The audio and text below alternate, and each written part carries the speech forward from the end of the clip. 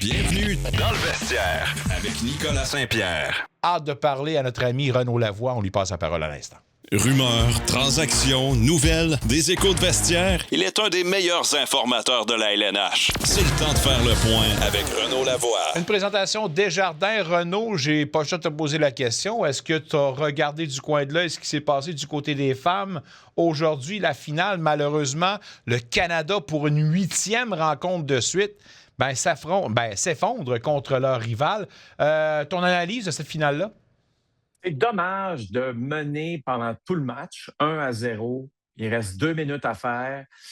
D'ailleurs, je sais que ça passe peut-être inaperçu, mais lorsqu'on y va d'un coup de sifflet, ce qui est arrivé, c'est que l'attaque américaine était derrière le filet canadien. OK? Et là, il y a eu plusieurs joueuses qui essayaient de batailler derrière le filet pour la rondelle. Dans la Ligue nationale de hockey, on ne siffle pas. On laisse le temps aux joueuses ou aux joueurs, j'aurais dit dans la Ligue nationale, aux joueurs de trouver une façon de faire bouger le disque et on ne siffle pas. C'est une façon, évidemment, pour, je pense, les Canadiennes à ce moment-là de gagner du temps, le plus de temps possible. Et l'arbitre a décidé de siffler. On est tombé à la pause publicitaire, donnant donc beaucoup de temps à l'équipe américaine d'y aller de stratégie. Et ça n'a pas été très, très long. Là. On est revenu de la pause publicitaire, on a gagné la mise en jeu, puis on a créé le but égalisateur. Et moi, quand j'ai vu le coup de sifflet rapide, ça m'a un peu déçu parce que les règles de la Ligue nationale te permettent justement de gagner beaucoup de temps. J'aurais aimé ça, voir le jeu se poursuivre. Qu'est-ce qui serait arrivé vraiment, là? Tu comprends? Je ne pense pas que les Américaines auraient marqué ce but à ce moment-là. Bref, c'est facile de jouer, comme on dit, au Monday morning quarterback, mais je n'ai pas aimé ce coup de sifflet-là rapide. Je le répète, ça a donné le temps aux Américaines de se replacer, se ressaisir, d'enlever le gardien de but, prendre la mise en jeu en zone offensive.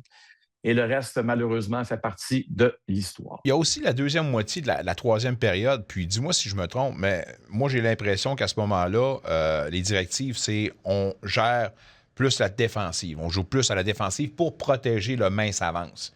Et du moment que tu fais ça, tu perds ton rythme que tu t'es donné. Ce qui faisait tes succès pendant les 2 premières périodes et demie, tu viens de le perdre un tout petit peu, puis tu donnes la chance à l'équipe de renverser la vapeur. Malheureusement, c'est ce qui est arrivé. C'est parce que, qu'on le veut ou qu'on le veut pas, et je veux dire, c'est difficile pour nous, Canadiens, de dire ça, là, mais les Américaines sont bien meilleures que les Canadiennes. Je veux dire, c'est plate ce que je vais dire, là, puis je vais le dire, puis je sais qu'il y a peut-être des gens qui n'aimeront pas ça, là, mais ce n'est même pas proche. Alors, en bout de ligne, ce qui arrive, c'est que, comme équipe, tu as été capable de forcer la main aux Américaines le plus longtemps possible. Tu mènes 1-0, 2 minutes à faire, tu t'en vas en prolongation, c'est 1-1. Il y a beaucoup de positifs là-dedans. Tu as réussi, ça veut dire à jouer un excellent match de hockey. Ouais. Et malheureusement, pour les Canadiennes, écoute, à 3 contre 3, il y a tellement d'espace sur la glace. Le talent refait surface rapidement. Et ça n'a pas été très, très long, mon cher Nicolas, comme tu le sais très bien. Bref, il y a quand même, malgré tout, beaucoup de questions à se poser sur l'état de santé du hockey féminin canadien. Je te dirais aussi masculin, d'une certaine façon. Parce que, qu'on le veuille ou qu'on ne le veuille pas, là, je vais faire la transition au hockey masculin dans mes propos. C'est qu'il y a quelque chose. Si les Canadiennes l'avaient emporté, toi et moi, comme le reste du pays, on aurait été super heureux. Mais ça aurait caché le bobo. On se serait tapé dans le dos, on aurait parlé de la grande fierté canadienne, mais à quelque part, il commence à y avoir un problème avec le développement des joueuses canadiennes. Maintenant, quand je regarde l'équipe canadienne masculine de hockey, est-ce que j'ai un problème avec les attaquants de l'équipe? Absolument pas. Est-ce que j'ai un problème avec la défensive? Mais-en. OK? Parce que tu as bien beau avoir Devon Toews, Cale Makar. Je sais que Josh Morrissey n'a pas encore joué là, depuis le premier match. On s'ennuie de lui. mais il n'y a pas de joueurs dans cette équipe-là, à part les 2 premiers que je viens de te nommer, qui aiment patiner avec la rondelle. OK? Ouais. Et ça, c'est très problématique. On parlait de la position de gardien de but qui était problématique. Moi, je regarde les défenseurs, je commence à être inquiet de voir comment les choses se passent. C'est sûr qu'il y a une belle relève qui s'en vient quand même, il faut le souligner. Est-ce que c'est parce qu'on n'a pas le bon personnel en place? Est-ce que Noah Dobson, Mike Madison auraient pu aider cette équipe-là? Est-ce qu'un Thomas Chabot, admettons un Thomas Chabot là, qui avait été un joueur qui n'aurait pas eu à jouer malgré les blessures dans les dernières années, probablement qu'il aurait pu se développer un peu mieux ainsi. Est-ce qu'un gars comme lui, quand tu regardes son pedigree, aurait pu aider cette équipe-là? J'ai rien contre Drew Doughty, là, comme personne. Drew Doughty, c'est un gars exceptionnel. Là. Mais écoutez bien, là, Drew Doughty jouait pour l'équipe canadienne en 2010 là, à Vancouver. Là. Ouais. À un moment donné, ça n'a pas d'allure. Là. Ça ne fait pas de sens. Là. Je ne peux pas demander à un défenseur, un attaquant. Il y a Sidney Crosby qui est un joueur qui est un autre niveau, qui était là en 2010, mais c'est Sidney Crosby. OK? Ouais. Mais un défenseur, tu me dis là, qu'il y a 16 ans, il joue aux Jeux olympiques, puis il joue encore aux Jeux olympiques cette année. J'ai un très, très gros problème avec ça, pour être honnête avec toi. Ouais, comment ton niveau d'inquiétude est élevé ou augmenté avec l'absence possible d'un Sidney Crosby, justement, pour le match de demain? John Cooper a bien ouvert une porte, à savoir s'il serait de retour. Mais écoutez, il faut quand même être... regarder les choses en face. Ouais, c'est ça. Là. Ça ne regardait pas bien quand il est sorti. Non. Par contre, moi, je vais te poser la question. Il y a le Canada avec ou sans Sidney Crosby. Mais il y a aussi le Canada sans Sidney Crosby lorsqu'il a quitté le match là, hier. Là. Ouais. Puis il n'était plus sur le banc, puis il n'était plus avec l'équipe. Tu as le droit d'avoir 13 attaquants. OK? Et ma suggestion, c'est de dire, écoute, je regarde Brad Marchand, il n'est pas à 100 %. Il a joué 7 minutes hier. Sam Bennett n'a pas joué le match d'hier parce qu'il était malade. Bon, aujourd'hui, il va beaucoup mieux. Tu enlèves Brad Marchand de la formation canadienne, tu ramènes Sam Bennett, OK?